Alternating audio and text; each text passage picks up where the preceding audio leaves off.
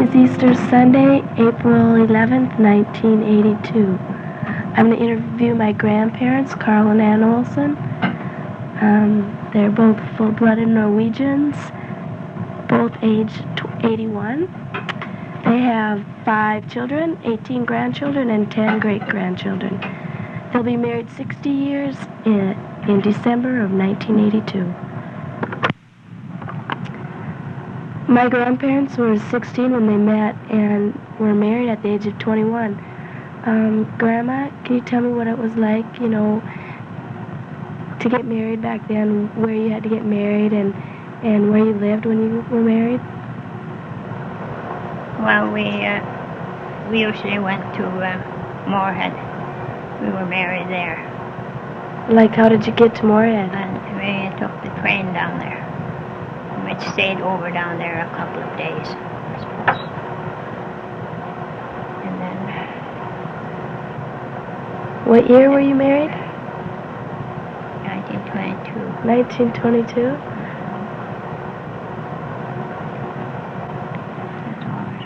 Okay. Like, what part of North Dakota, then, did you and Grandpa live in? Was East Central. East Central North Dakota? Did you have your own place then, or where did you stay right after you were married? Well, we stayed with my folks for a year, and then we moved on to another farm. And we lived in the granary there while they built the house. You lived in the granary at your parents' house? On the other farm. On the other farm. Oh. And so then we moved into a new house in the fall. In the fall. Okay. So then you moved to this new place and you rented the land there that you were living on? Yes. And so, Gramps, how many acres could you plow per day, on your farm then? Well, when we had horses, we could, with a gang plow, 5 horses on a gang plow, we could average 5 acres a day. If we had the sulky plow or the one-bottom plow, then we'd figure 3 acres a day. What kind of machinery did you have, like, all together on your farm? What different we things? had what was necessary for our farming. That is all horse machinery the first couple of years until we bought a Fordson tractor, and then we had to get a tractor plow. The other machinery we could still use behind the tractor as well as behind the horses. So there wasn't too much change in the machinery.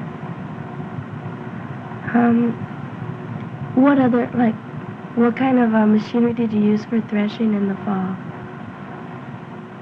Well, in the fall, first we had to cut the grain and shock it.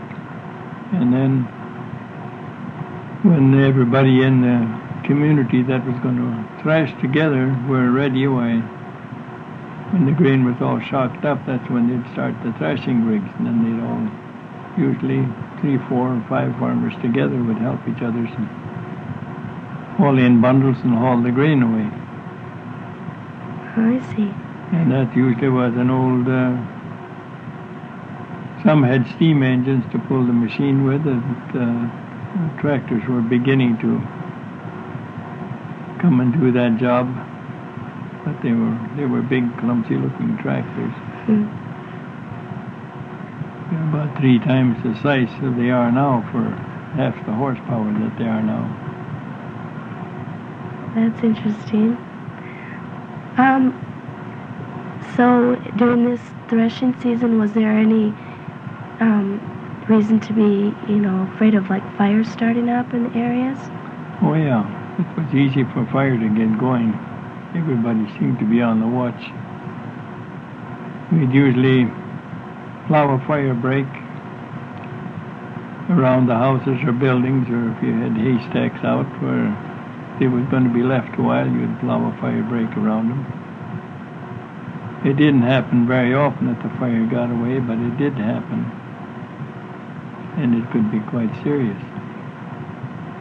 Did you ever lose any crops because of fire or grasshoppers or anything? No, I didn't. Not with fire. I didn't lose quite a bit of my flax from grasshoppers one year. It was It was a pasture we had plowed up, and it got kind of late in the spring for it.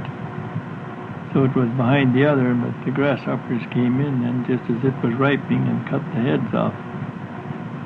Totaled it On then? about, well, they worked from the edges towards the middle, and by the time we cut it, we probably saved a third of it, which was towards the center, yet the rest of the grasshoppers had chewed off, so there wasn't hardly any heads left on them. So did you lose a lot of money then? Well, on we that one? lost quite a bit on it, yeah. There was nothing else you could do. They didn't. At that time, there wasn't anybody using any grasshopper poison or anything, so that they seemed to have their own way for a while. So some people really did get damaged by grasshoppers since there was Oh, yeah. nothing to prevent Yeah. it? Yeah, some did. Of course, if it come earlier in the summer and everybody was going to be affected by it, well, then they would have poison out for them, which it helped to a certain degree, but it didn't take them all. So you had your farm then in North Dakota for about 7 years then? I'd say about that, yeah. About then? And then how many children did you have while you were living in North Dakota? We had 3, Clayton, Artis, and Billy. And they were still pretty young then before you Bill, moved? I suppose, was about a year and a half when we moved to Minnesota. Or just about 2 years, I think. So you had a big farm sale and moved everything to Minnesota then? No, we had to sail in Dakota, sold all the machinery and horses, cattle, for what little we could get. So And started Minnesota in the spring of 30. Started farming 240 acres. 320 acres. It was to begin with. okay, why did you move to Minnesota from North Dakota? Well, Dad had this half section of farm that he wanted me to rent. It seemed like it would be a little better chance to get ahead than it was out in Dakota for us at that time. That's the only reason I can really think of it. Okay, so then by the time you moved to Minnesota, right around in that area, was about the same time that the Depression was going on. How did that affect your family? Well, that kind of hurt again, too. We thought we was going to get into something much better, and if anything, it was worse, I think, for the first few years in the 30s, where it didn't seem like it could rain. And if it did, it'd just be a little bit, and then wind would suck it dry again right away. But we kept scratching along with, scratching all the feed we could possibly get. And we'd cut thistles, tumbling weeds, we called them, and grass, slough hay, or whatever, anything to keep the cattle alive. And then we also had to buy some hay. That come from northern Minnesota, where they seem to have a little bit more hay land than we did. And sometimes we had to buy a little straw for bedding. We didn't do much thrashing. There wasn't much to thrash.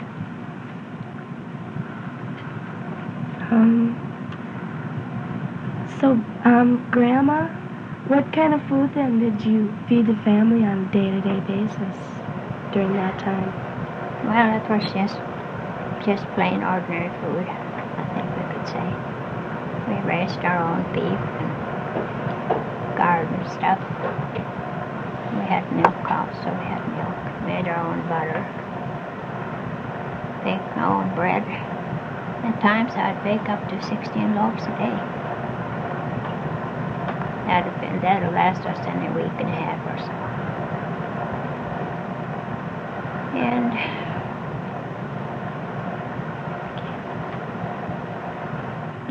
Yeah, we butchered our own cattle and beef. And how did you keep the meat fresh, or what did you do with it? Well, we used to can it at first. And some of it we salted, not too much. And then later on, when we got electricity, then of course we had a freezer. So we froze the beef. Mm-hmm. I might add too that we took and when we had a little wheat, we'd haul it into Terrace or Belgrade and exchange it for flour that we took home. We'd take home up to 8 sacks in the fall, stored up in the attic, closet room.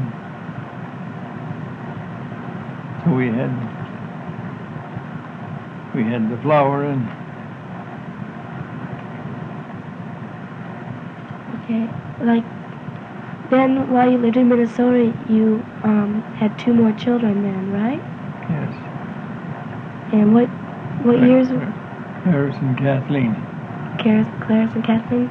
And so while the kids were growing up on the farm, I'm sure they helped out just as much as everybody else did, right? Oh yes, I mean, they all pitched in and helped with whatever needed to be done.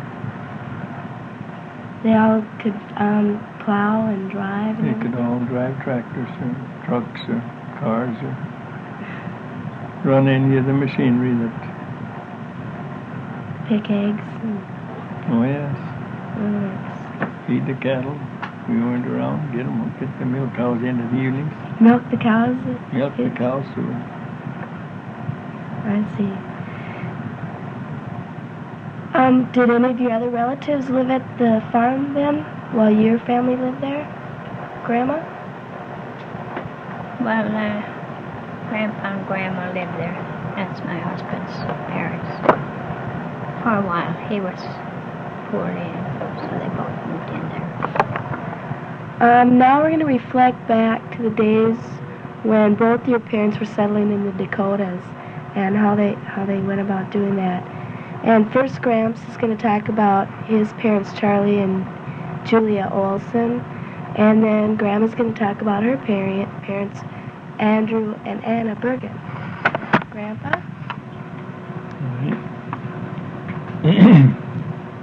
When shortly after Dad and Mother were married, they worked around Starbuck area for a while, and then they decided to go out to North Dakota and start farming. They had a team of horses, a wagon, a cow, and a young horse or a colt, and that was their equipment to start out with. And no roads to go to, just head out across the country. This was in 1885 or 86. And Mother was always scared of Indians. And at night they would sleep under the wagon because they didn't have any covered wagon. And some nights it rained, they got wet. And she used to tell about sometimes that colt would wander away from the wagon. Of course, he never was tied. He stayed with the others. And then he'd come back in a gallop, and they'd always jump up and they were scared it was Indians coming after him. And I guess that happened quite a few times. And I don't know when they got to I don't know what town it was there then. Litchfield wasn't built yet. It was north of there anyway, where they was heading out to a farm that Mother's sister was living there at the time. They had just came, I suppose, the year before and settled, and they were supposed to come to their place and stay there while they was building their own house, which was going to be on the neighboring land that he had. Is that right now? Yep. But after they got their house finished, then of course they had to build another one in the barn. And then they started farming.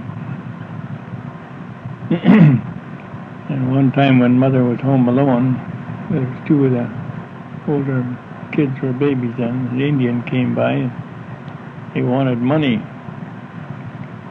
Well, she didn't have much money, so she had, what was it, a necklace or was it a nickel?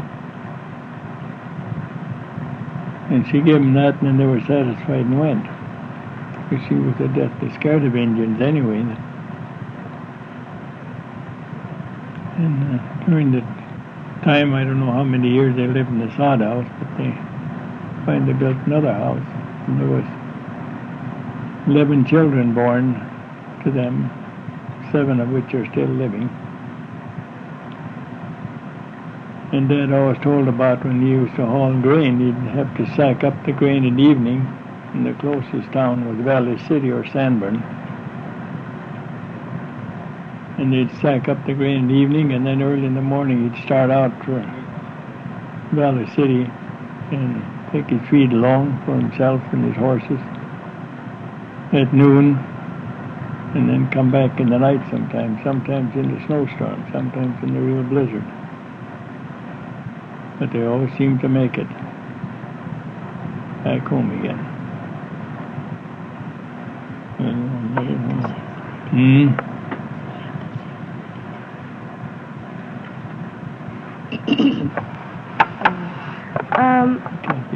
Okay, that was a little bit about Grandpa's mom and dad, I guess.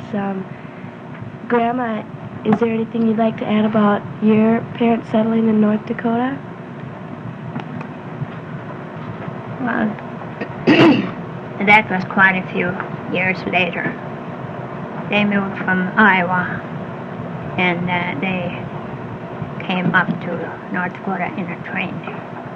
They had all their belongings in the train, came up that way, and they rented a farm. Later on, they bought the farm that they had rented for some years. And I guess that brings us up to Thank you, Grandpa and Grandma. This interview was done in partial fulfillment of the requirements needed for Rural Society in pre-industrial times. It was prepared for Michael Kopp, and the interview was done by LouAnn Dieter.